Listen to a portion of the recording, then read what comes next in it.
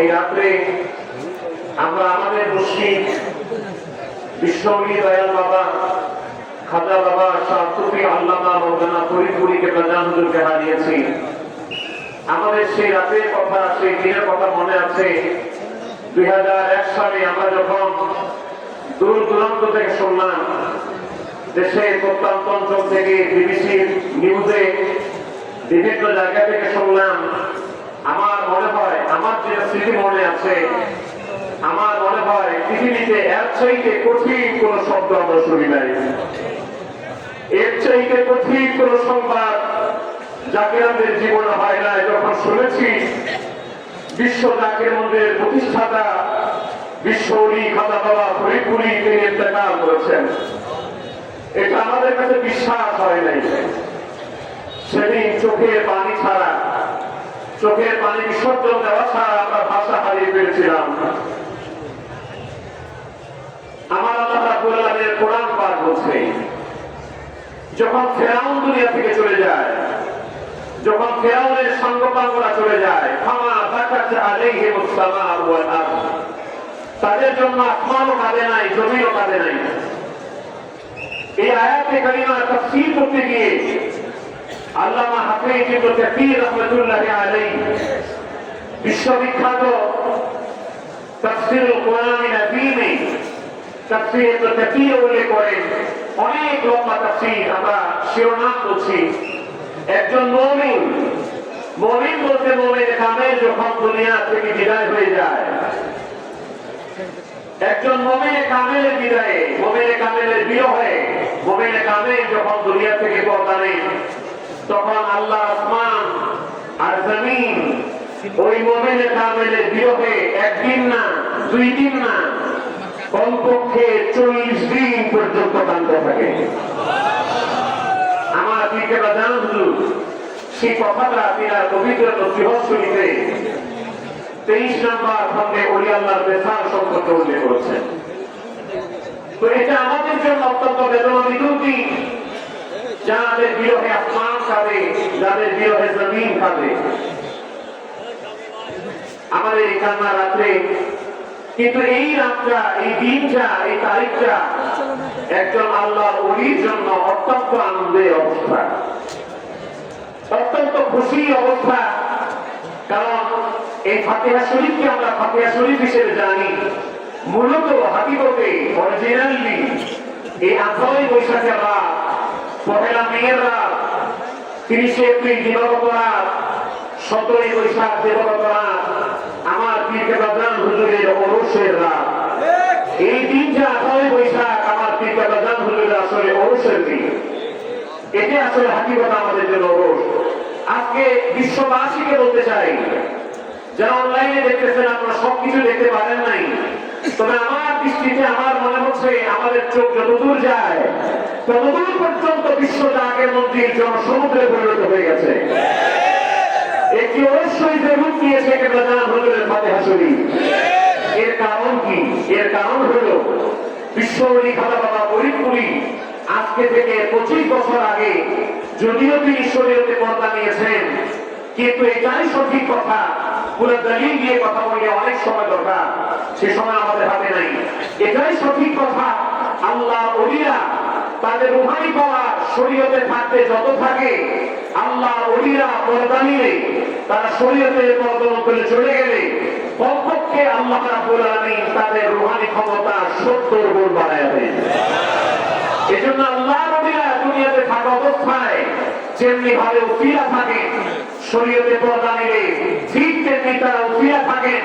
এজন্য এখনো বিশ্ব জাকের মন্দিরে যারা আসে, এই দরবার শরীফে কদম মোবারক রাখে, এই দরবার শরীফের প্রতিষ্ঠাতা বিশ্বলী খাজা বাবা ফরিদপুরী উসিলায় মানুষের মুর্দাতের জিন্দা হয়ে যায়। যে মানুষকে ডাক্তার বলেছে দুনিয়াতে তোমার এই রোগ আর ভালো হবে না, ওই লোকগুলি এখনো বিশ্ব জাকের মন্দিরে আসার পরে, আমার পীর বাজান হুজুরের দরবার শরীফের তবরক খাওয়ার পরে, এই লোকগুলিকে আমার পীর উসিলায় আমার আল্লাহ তাআলা যুগের পর যুগ বাঁচায় রাখে। আমার ভাইয়া, ছোট্ট একটা কথা বলি। কিছুদিন আগে আমরা খাগড়াছড়ি গেলাম, সেখানে বঙ্গবন্ধু উপজেলায় মাইনাময়ী একটা বাজার আছে, সেখানে আমাদের জাতীয় ভাষায় দেখা হলো। ওনার কাছে দিদার ভাই নামে আরেকজন ওদের ভাতিজা হয়, হঠাৎ করে দাওয়াত দিল যে চাচা আপনাকে একটু দাওয়াত দিই। বাবা কিসের দাওয়াত? বা আপনাকে আক্রোশী দাওয়াত দিই। আক্রোশী আমি যাই, আপনাকেও আক্রোশী যাওয়ার দাওয়াত দিই। তো ওই লোক আমাদেরকে নিজে বললেন আক্রোশী দাওয়াত শোনার সাথে সাথে আমার মেজাজ গরম হয়ে গেল, আমার মেজাজ কড়া হয়ে গেল। আমি তাকে গালি দেওয়া শুরু করলাম, তাকে যত ইচ্ছা উল্টা পাল্টা কথা বললাম। কিন্তু একটু পরে আমি তখন তার থেকে একটু দূরে গেলাম, সাথে সাথে আমার মনটা চেঞ্জ হয়ে গেল। এই লোকের অবস্থা কি ছিল? 3 মাস পর্যন্ত এই লোকটা ভাত খেতে পারতো না, শক্ত খাবার খেতে পারতো না। এরপরে পরে আমার মেজাজটা গরম হয়ে গেল। একটু পরে আবার যখন আমি আড়ালে গেলাম, তখন আমার মনে হলো আরে লোকটা তো আমাকে খারাপ কিছু বলে নেই, আমাকে তো গালি দেয় নাই। আমি হঠাৎ করে কেন রেগে গেলাম, কেনই বা তাকে গালিগালাজ করলাম? আমার ভাইরা যারা বিশ্ব জাকের মন্দিরে আছেন, আপনারা সত্যিকার অর্থে বলেন তো, আপনারা কি খারাপ জায়গায় আছেন না ভালো জায়গায় আছেন? এখানে শরীয়তের খেলাফ কিছু আছে? ইসলাম সাপোর্ট করে না এরকম কিছু আছে? তাদের যারা সমালোচনা করে, যারা বদনাম করে, তাদেরকে আমরা দাওয়াত দিতে চাই, আপনারা বদনাম না করে বিশ্ব জাকের মন্দিরে এসে দেখে যান। এই বিশ্ব জাকের মন্দিরে ভালো কথা প্রয়োগ করি, মানুষকে ডাক দিয়ে বলেছেন তার শিক্ষা দুইটা বলে যায়। তিনি বলতেছেন বাবা যে শিক্ষা আপনাদেরকে দেওয়া হইতেছে, বাবা যে দিক নির্দেশন আপনাদেরকে দেওয়া হইতেছে, তত যদি চলতে পারেন বাবা, তাহলে দুনিয়াতে থাকতে আপনারা আল্লাহ আল্লাহ হয়ে বদলে যেতে পারবেন। বাবা যে দিক নির্দেশন আপনাদেরকে দেওয়া হইতেছে, বাবা তত যদি চলতে পারেন, বাবা দুনিয়াতে থাকতে নগদ বেহেশত কামাই করে কবরে যেতে পারবেন। তার নমুনা, তার আমল এই বিশ্ব জাকের মধ্যে আছে না? 5 ওয়াক্ত নামাজ আল্লাহ দেওয়া করো। আল্লাহ রাব্বুল আলামিন হাদিসে কুদসিতে সহিহ বুখারী শরীফের 963 পৃষ্ঠার মধ্যে বলেন, ফরজ ইবাদত করবা, ফরজ ইবাদতের পাশাপাশি নফল বন্দেগী যখন তুমি করবা, ওয়া ইয়াতাকাররাবু ইলাইয়া বিন নওয়াফিল, বান্দারে তুমি যখন ফরজ বন্দেগীর পাশাপাশি নফল বন্দেগী করবা, নফল ইবাদত করবা, এই নফল বন্দেগীর মাধ্যমে আমি আল্লাহ পাক তোমাকে আমার বন্ধু বানায়া নৈকট্য দান করে দেব। এই নফল বন্দেগী শিক্ষা দিয়েছেন খাজা ফরিদ পুরী। রাত্র 3টার উপরে করে উঠে আমার আল্লাহ তাআলাকে ডাকা, নফল বন্দেগী শিক্ষা দিয়েছেন খাজা বাবা ফরিদ পুরী, পাক কালাম ফাতিহা শরীফ। নফল বন্দেগী শিক্ষা দিয়েছেন খাজা বাবা ফরিদ পুরী, এশার নামাজের পরে 500 বার দুরূদ শরীফ। নফল বন্দেগী শিক্ষা দিয়েছেন খাজা বাবা ফরিদ পুরী, সকালবেলা 700 বার ফতর শরীফ। নফল বন্দেগী শিক্ষা দিয়েছেন খাজা বাবা ফরিদ পুরী, দৈনিক 6 রাকাত নফল নামাজ। তাহলে বিশ্ব জাকের মন্দিরে যা আমল শিক্ষা দেওয়া হয়, এগুলি মানুষ যদি আমল করে শুধু বেহেশত না, বেহেশতের মালিক আমার আল্লাহ পাওয়া যায়। তাহলে এই আমলগুলি আমাদের বড় দরকার আছে না? তাহলে আপনি খালি আসলাম আর গেলাম, কবর খাইলাম আর চলে গেলাম, এটাই না। খাজা বাবা ফরিদ পুরী আমাদেরকে যা শিক্ষা দিয়েছেন, এগুলি আমল করা দরকার আছে না নাই? একটু হাত তুলে বলেন আছে না নাই? আমাদের পরিবার আমল করতে হবে কিনা? 5 ওয়াক্ত নামাজ বাদ দিয়া 5 ওয়াক্ত নামাজ পড়তে হবে না? নামাজ পড়া কার হুকুম? নামাজ পড়া 1 নম্বর আল্লাহর হুকুম, 2 নম্বর দয়াল নবীর হুকুম, 3 নম্বর খাজা বাবা ফরিদ পুরী বলেন বাবা যারা আমার মুরিদ তারা নামাজ কাজা করবে না, যারা আমার মুরিদ তারা দুরূদ শরীফ নিয়মিত পড়বে, যারা আমার মুরিদ তারা ফতর শরীফ পড়বে। ওদের জন্য আল্লাহ ওলির কাছে আসা সবচেয়ে বড় বেনিফিট হলো ওই আল্লাহর ওলি আল্লাহর কাছ থেকে, নবীর কাছ থেকে আমাদেরকে যা এনে দিয়েছেন সেটা আমরা যদি জীবনে বাস্তবায়ন করতে পারি, তাহলে ওই আল্লাহর ওলির দাওয়াত আমরা পরিপূর্ণ আমল করলাম, তত যদি জীবন পরিচালিত করতে পারে। খাজা বাবা ফরিদ পুরী বলেন বাবা নগদ বেহেশত কামাই করে নিতে পারেন যদি আপনারা আমার কথা বলতে চলেন।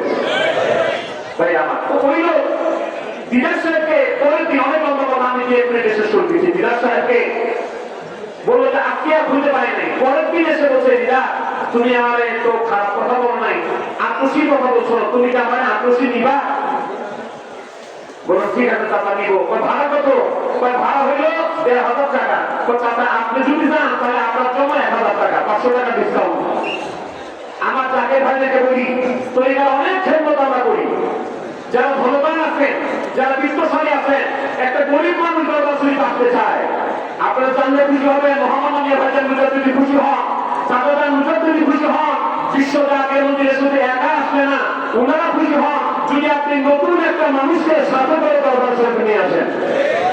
নতুন মানুষ আনার দরকার আছে না নাই? যাদের একটু সমস্যা আছে তাদেরকে সহযোগিতা করে হলো আমরা যারা সামর্থ্যবান তার নতুন মানুষকে দরবার শরীফে নিয়ে আসি। তো বলে আপনি যদি আসেন তাহলে 500 টাকা ডিসকাউন্ট 1000 টাকা আনবো।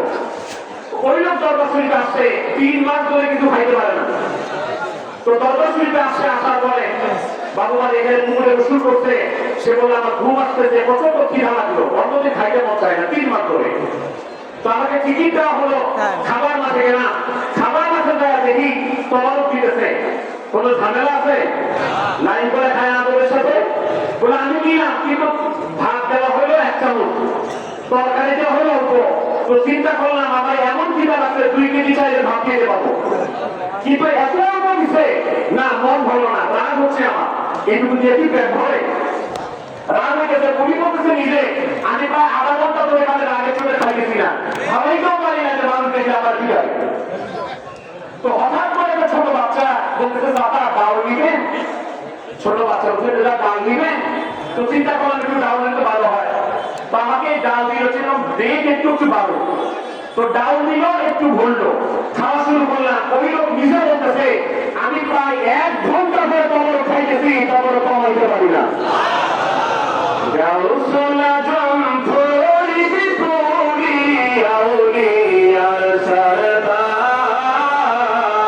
তোমাকে দি আসেন আল্লাহ রহমতের ভান্ডার, বাবা রহমতের। ঠিক আছে, ক্যামেরা ভালোই আছে। ওই লোক এবার 1 ঘন্টা ধরে খাওয়ার পরে কেবলাজান হুজুরের পাকের দিকে মুতাওয়াজ্জহ হয়ে কেবলাজান হুজুরের পাকের দিকে মুখ তুলে বলতেছে খালা বুড়ি বুড়ি, আপনি যদি মাফ না করেন আল্লাহ মাফ করবে না। আপনার দরবার শরীফে এসে আপনার তরফ সম্পর্কে খারাপ অন্য ধারণা করছিলাম, এখন মধ্যে পেট ধরবে কিনা, এবার আপনি মাফ করে দেন। একটু আল্লাহর কাছে বলেন আমি যেন আমার খাবারটা শেষ করতে পারি। ওই লোক এইভাবে নালিশ করার পরে আমি যখন করে আসলে ডালে চুমুক দিলাম, দেখলাম 1 চুমুকের ডাল শেষ হয়ে গেল, দেখি 2 লোক ভাত করে আছে। খেয়ে শেষ করলাম।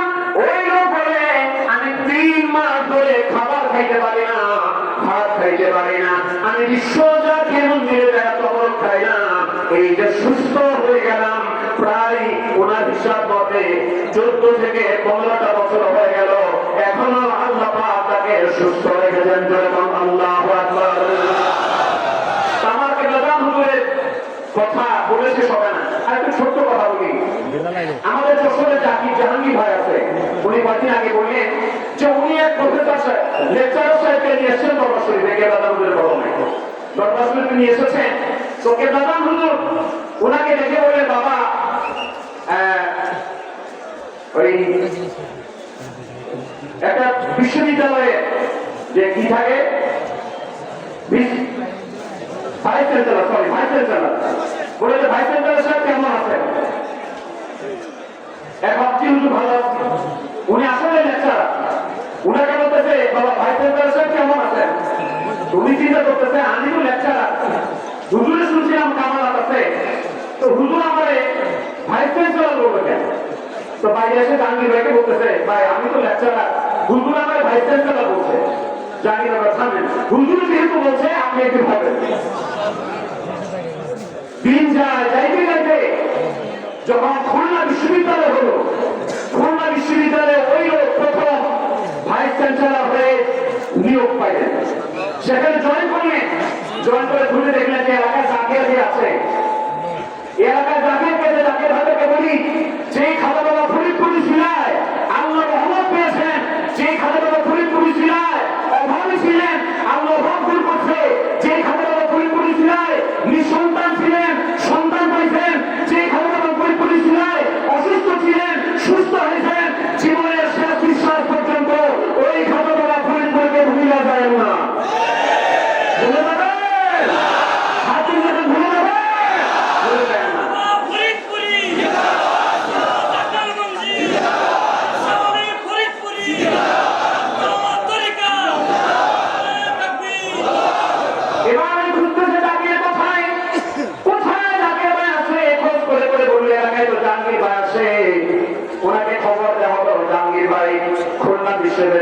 সেন্টারের সাহেব আপনাকে বুঝতেছেন, ওই জাহাঙ্গীর চলে গেল খুলনা বিশ্ববিদ্যালয়ে, গেটের কাছে যায় দারোয়ানকে বলতেছে ভাই সেন্টারের সাহেবের সাথে একটু দেখা করবো, ওনাকে বলেন আমি একজন জাকির। আর খুশি যায় যখন দারোয়ান যায় ভিসি সাহেবকে বলতেছে যে আপনার এক জাকির ভাই দেখা করতে আসছে। ভিসি সাহেব তখন মিটিং এ ছিলেন, কথা শোনার সাথে সাথে বললো এখন মিটিং বন্ধ, আমার পীরের দরবার থেকে একজন লোক আসছে, আজকে আর মিটিং হবে না। ভাইস চ্যান্সেলর মিটিং বন্ধ করে দিয়া নিজে চেয়ার থেকে নেমে গেট থেকে জাহাঙ্গীর ভাইকে রিসিভ করে ভিআইপি রিসিপশন দিলেন এবং যতদিন বেঁচে ছিলেন ততদিন পীরের খেদমত করেছেন। আমার কিবলাদান হুজুর আমাদের জীবনে এই অবদান রেখেছেন। আল্লাহ পাক যেন আমার পীর অবদান স্মরণ করে পীরের কদম ধরে আল্লাহ পর্যন্ত আমাদেরকে পৌঁছার তৌফিক দান করেন, আমরা বলি আমিন। এই জন্য আমরা যেন নিজেরা আসি, কিবলাদান হুজুর অবদান যেন না ভুলে যায়, নতুন যত মানুষ পাই আমরা ইনশাআল্লাহ প্রশংসা নিয়ে আসবো। আমরা বিশ্ব জাকির মধ্যে একাই আসবো না, এলাকার মানুষকে নিয়ে আসবো। তো যে নিয়ামতের সন্ধান আমরা জাকির মধ্যে পাইছি এটা আমাকে জানানো দরকার না? এই জন্য বাড়ি বাড়ি এলাকায় এলাকায় মহল্লায় মহল্লায় মাহফিল করে মিলাদ করে জাকির মন্দিরে প্রোগ্রাম করে আমরা জানাই দিতে চাই আমরা এই বিশ্ব জাকির মন্দিরে যা শিখেছি ওইটা আমল করি। আরেকটা হেকমত হলো আমরা ঘরে ঘরে মিলাদ ও কিয়াম জারি রেখে আমরা এটা প্রমাণ করতে চাই যতদিন বিশ্ব জাকির মন্দির থাকবে, যতদিন আত্মশীল আবার থাকবে, এই বাংলার জমি তথা পৃথিবী থেকে কেউ কোনদিন মিলাদ কিয়ামকে নবীর সম্মানকে নবীর পূর্ণ সালামকে বন্ধ করতে পারবে না।